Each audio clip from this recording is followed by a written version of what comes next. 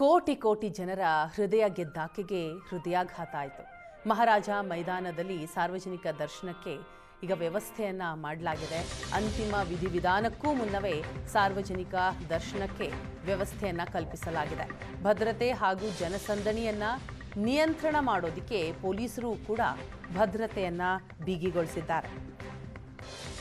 ನಿನ್ನೆ ಸಂಜೆ ಮೈಸೂರಿನಲ್ಲಿಯೇ ಇಹಲೋಕ ತ್ಯಜಿಸಿದಂತಹ ಖ್ಯಾತ ಗಾಯಕಿ ಎಸ್ ಜಾನಕಿ ಅವರ ಅಂತ್ಯ ಸಂಸ್ಕಾರಕ್ಕೂ ಮುನ್ನ ಸಾರ್ವಜನಿಕ ದರ್ಶನಕ್ಕೆ ಪಾರ್ಥಿವದ ಸಾರ್ವಜನಿಕ ದರ್ಶನಕ್ಕೆ ವ್ಯವಸ್ಥೆಯನ್ನ ಕಲ್ಪಿಸಲಾಗಿದೆ.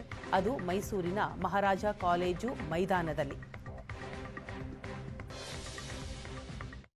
ಗಾನಕೋಗಿಲೆ ಜಾನಕಿ ಮೈಸೂರಿನ ಖಾಸಗಿ ಆಸ್ಪತ್ರೆಯಲ್ಲಿ ರಾತ್ರಿ ನಿಧನರಾಗಿರುವಂಥದ್ದು. ಹೀಗಾಗಿ ಅವರ ಪಾರ್ಥಿವ ಶರೀರ ಇಡೋದಕ್ಕೆ ಈಗಾಗಲೇ ಮೈಸೂರಿನ ಮಹಾರಾಜ ಗ್ರೌಂಡ್ ಏನಿದೆ ಅದರ ಆ ಒಂದು ಗ್ರೌಂಡ್ನಲ್ಲಿ ಸಾರ್ವಜನಿಕ ದರ್ಶನಕ್ಕೆ ಇಡಲು ವ್ಯವಸ್ಥೆಯನ್ನು ಮಾಡ್ಕೊಳ್ತಾ ಇರುವಂಥದ್ದು. ಈಗ ನೀವು ನೋಡ್ತಾ ಇದ್ದೀರಿ, ಈ ಒಂದು ಗ್ರೌಂಡ್ನಲ್ಲಿ ವೇದಿಕೆ ಕೂಡ ಸಿದ್ಧವಾಗ್ತಾ ಇರುವಂಥದ್ದು. ಬೆಳಗ್ಗೆ 8 ಗಂಟೆ ನಂತರ ಸಾರ್ವಜನಿಕರ ದರ್ಶನಕ್ಕೆ ಅನುವು ಮಾಡಿಕೊಡುವಂಥದ್ದು. ಈಗಾಗಲೇ ಜಿಲ್ಲಾಡಳಿತ ಎಲ್ಲ ರೀತಿಯ ಸಿದ್ಧತೆಗಳನ್ನು ಮಾಡ್ಕೊಳ್ತಾ ಇರುವಂಥದ್ದು. ಈಗಾಗಲೇ ಸದ್ಯ ಬೋಗಾದಿ ಮನೆಯಲ್ಲಿ ಅವರ ಒಂದು ಪಾರ್ಥಿವ ಶರೀರವನ್ನು ಇಡಲಾಗಿರುವಂಥದ್ದು. ಹೀಗಾಗಿ ಸಾಕಷ್ಟು ಅಭಿಮಾನಿಗಳು, ಸಾವಿರಾರು ಸಂಖ್ಯೆಯಲ್ಲಿ ಅಭಿಮಾನಿಗಳು ಮತ್ತು ಸಿನಿಮಾ ರಂಗದ ಗಣ್ಯರು ಮತ್ತು ರಾಜಕೀಯ ಗಣ್ಯರು ಸೇರಿದಂತೆ ಹಲವು ನಾಯಕರುಗಳು ಈ ಒಂದು ಪಾರ್ಥಿವ ಶರೀರವನ್ನು ದರ್ಶನ ಪಡ್ಕೊಳ್ಳೋದಕ್ಕೆ ಇಲ್ಲಿಗೆ ಬರುವಂಥ ಒಂದು ಸಾಧ್ಯತೆ ಇರುವಂಥದ್ದು. ಈಗಾಗಲೇ ಪೊಲೀಸು ವ್ಯವಸ್ಥೆ ಕೂಡ ಬಂದೋಬಸ್ತನ್ನು ಕೊಟ್ಟಿರುವಂಥದ್ದು. ಜೊತೆಗೆ ಏನು ಅಭಿಮಾನಿಗಳು ಬರೋದಕ್ಕೆ ಬ್ಯಾರಿಕೇಡ್ ವ್ಯವಸ್ಥೆಯನ್ನು ಕೂಡ ಇಲ್ಲಿ ಹಾಕಿರುವಂಥದ್ದು. ಹೀಗಾಗಿ ಇಲ್ಲಿ ಅಂದರೆ ಮಹಾರಾಜ ಏನು ಗ್ರೌಂಡ್ನಲ್ಲಿ ಸಾಕಷ್ಟು ಸಿದ್ಧತೆಗಳನ್ನು ಈಗಾಗಲೇ ಮಾಡ್ತಾ ಇರುವಂಥದ್ದು.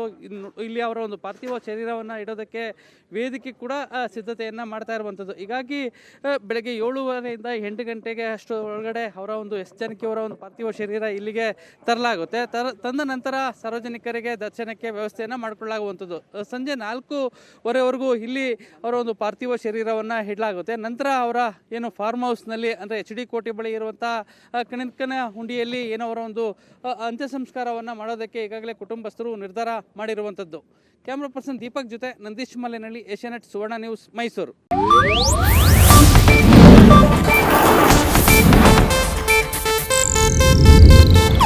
ಇದು ಏಷ್ಯಾನೆಟ್ ನ್ಯೂಸ್ ನೆಟ್ವರ್ಕ್ ಪ್ರಸ್ತುತಿ.